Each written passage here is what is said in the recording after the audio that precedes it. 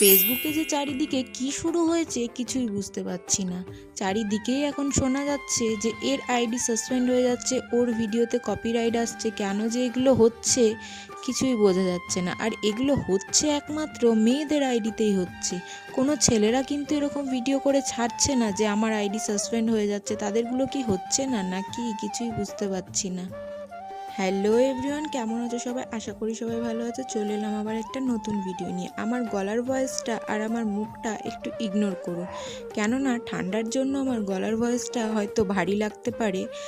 আর মুখটা, আমার মাথায় তেল দিলে যেন মুখটা কেমন হয়ে যায়, একটা অদ্ভুত লাগে। আর জানো তো, আমি না মাথায় তেল দিয়ে একদিনের বেশি রাখতে পারি না।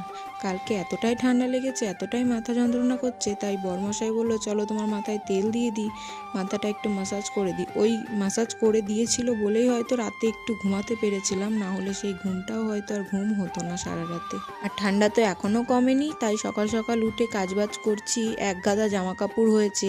ইদানিং এত বৃষ্টি হচ্ছে, বৃষ্টির কারণে জামা কাপড়গুলো ধুতেই পারিনি। তাই আজকে একটু রোদ উঠেছে, তাই মনে করলাম জামা কাপড়গুলো ধুয়ে নিই।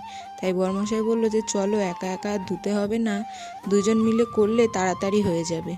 তাই দুইজন মিলেই কাজ শুরু করে দিয়েছি।